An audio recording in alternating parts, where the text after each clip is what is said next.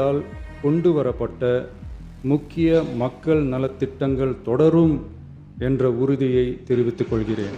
என்னென்ன திட்டங்கள், ஏன்னா இப்போ அதுக்கு நிதி ஒதுக்கீடு வரணும். நீங்கள் காலை உணவு திட்டத்துக்குன்னா அதுக்கு மினிமல் நிதி, இது மாதம் வரணும்.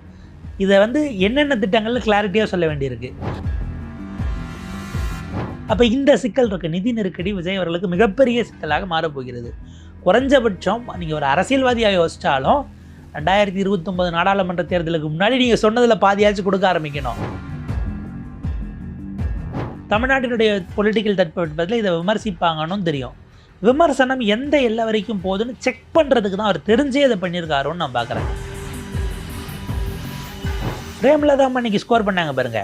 இன்றைக்கு அவருடைய ராஜகுருவாக இருப்பவரை மிஸ்டர் ரத்தன் பண்டிட் என்பவர் வன்மையாக இந்த வரலாற்று சிறப்பு மிக்க அவையில் நான் அதை குறிப்பிட கடமைப்பட்டிருக்கிறேன். இளைஞர்கள் இதை பார்த்து என்ன நினைப்பாங்க அப்படின்னு கொண்டு வரப்பட்ட முக்கிய மக்கள் நலத்திட்டங்கள் தொடரும் என்ற உறுதியை தெரிவித்துக் கொள்கிறேன்.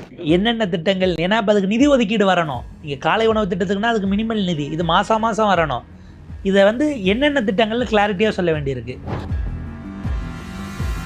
அப்போ இந்த சிக்கல் இருக்குது. நிதி நெருக்கடி விஜய் அவர்களுக்கு மிகப்பெரிய சிக்கலாக மாறப்போகிறது. குறைஞ்சபட்சம் நீங்கள் ஒரு அரசியல்வாதியாக யோசித்தாலும் 2029 நாடாளுமன்ற தேர்தலுக்கு முன்னாடி நீங்கள் சொன்னதில் பாதியாச்சும் கொடுக்க ஆரம்பிக்கணும். தமிழ்நாட்டினுடைய பொலிட்டிக்கல் தட்பவெட்பத்தில் இதை விமர்சிப்பாங்கன்னு தெரியும். விமர்சனம் எந்த எல்லை வரைக்கும் போகுதுன்னு செக் பண்ணுறதுக்கு தான் அவர் தெரிஞ்சே இதை பண்ணியிருக்காரோன்னு நான் பார்க்குறேன். பிரேமலதா இன்னைக்கு ஸ்கோர் பண்ணாங்க பாருங்க.